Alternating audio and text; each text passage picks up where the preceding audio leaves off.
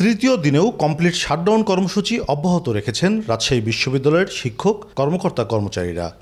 উপাচার্যকে লাঞ্ছিত করার ঘটনা তদন্তে দুটি কমিটি গঠনের সিদ্ধান্ত হলেও অনড় অবস্থানে তারা। কর্মসূচির মধ্যে যদি আমাদেরকে প্রশাসন ফেলে রাখে তাহলে আমাদের সেখানে সম্পৃক্ততা দূরও হোক, এটাই স্বাভাবিক। আমরা চাচ্ছিলাম যে ডাকসু নির্বাচনের আগে প্রশাসন আমাদের সঙ্গে একটা আলোচনায় বসুক। আমরা চাই অনতিবিলম্বে এই তাদের শাস্তি নিশ্চিত করে এই বিশ্ববিদ্যালয় শিক্ষা গবেষণা পরিবেশ ফিরে আসুক, আমরা ক্লাসে ফিরে যাই, আমরা ক্লাস পরীক্ষা নেই। শিক্ষক কর্মকর্তা কর্মচারীদের অনড় অবস্থানে বিপাকে পড়েছেন সাধারণ শিক্ষার্থীরা। ক্লাস ও পরীক্ষা না হওয়ায় সেশন জটের শঙ্কায় তারা। আসলে এটা একটা বাধাগ্রস্তই হচ্ছে আমরা সাধারণ শিক্ষার্থীরা। সামনে অনেকের পরীক্ষা আছে, তারা একাডেমিক কার্যকারিতা অফ আছে।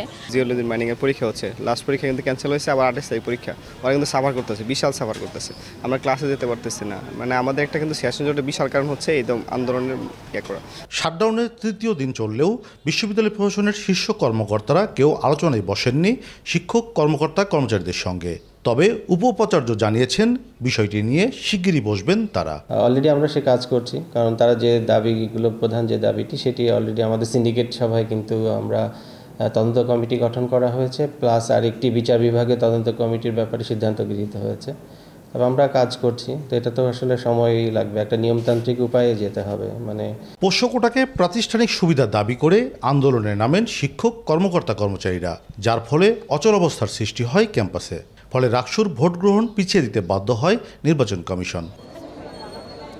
কাজী শাহেদ, দেশ টিভি, রাজশাহী।